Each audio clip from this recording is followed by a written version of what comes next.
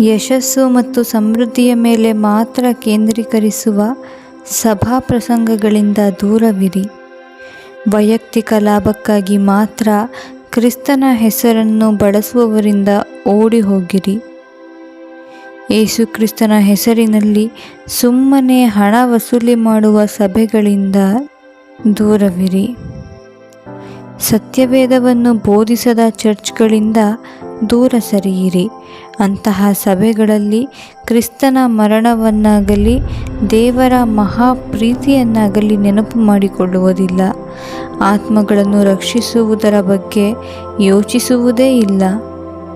ಪಾಪಗಳಿಂದ ತಿರುಗಿಕೊಳ್ಳಿರಿ, ಪಶ್ಚಾತ್ತಾಪ ಪಡಿರಿ ಎಂದು ಬೋಧಿಸುವುದಿಲ್ಲ. ಕ್ರಿಸ್ತನ ಶ್ರೇಷ್ಠವಾದ ರಕ್ತದ ಕುರಿತು ಉಪದೇಶಿಸುವುದೇ ಇಲ್ಲ. ನೀವು ಮಾಡಿದ ಕೆಲ ತಪ್ಪುಗಳು ಪರವಾಗಿಲ್ಲ ಎಂದು ನಿಮಗೆ ತೋಚುವಂತೆ ಬೋಧಿಸುವ ಸಭೆಗಳಿಂದ ಓಡಿ ಹೋಗಿರಿ. ಕರ್ತನ ಪಂಕ್ತಿ ಮತ್ತು ದೆವ್ವಗಳ ಪಂಕ್ತಿ ಎರಡರಲ್ಲಿಯೂ ಊಟ ಮಾಡಲು ಸಾಧ್ಯವಿಲ್ಲ.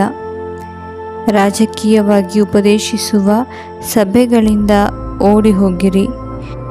ಐಕ್ಯತೆಯ ಕುರಿತು ಬೋಧಿಸದ ಸಭೆಗಳಿಂದ ದೂರವಿರಿ. ಒಳ್ಳೆಯ ಸಭೆ ಒಬ್ಬರನ್ನೊಬ್ಬರು ಪ್ರೀತಿಸಲು ಕಲಿಸುತ್ತದೆ. ಸುವಾರ್ತೆಯನ್ನು ಸಾರುವುದು ಬಹಳ ಮುಖ್ಯ ಎಂದು ಬೋಧಿಸುತ್ತದೆ. ಒಳ್ಳೆಯ ಸಭೆ ನಿಮ್ಮ ಬೆಳಕು ಜನರ ಮುಂದೆ ಪ್ರಕಾಶಿಸಬೇಕು ಎಂದು ಉಪದೇಶಿಸುತ್ತದೆ. ಅನ್ಯೋನ್ಯತೆಯನ್ನು ಕಲಿಸುತ್ತದೆ.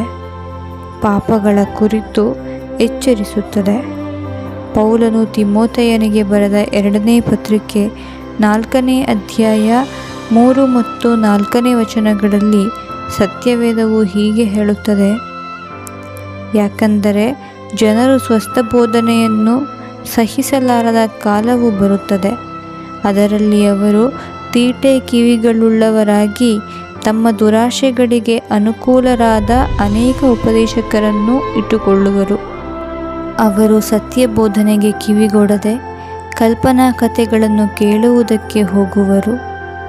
ಹೌದು ಪ್ರಿಯರೇ, ನಾವು ಹೋಗುವ ಸಭೆಗಳು ಸತ್ಯವೇದದ ಪ್ರಕಾರ ಇದೆಯೋ ಇಲ್ಲವೋ ಎಂದು ಪರೀಕ್ಷಿಸಿಕೊಳ್ಳೋಣ.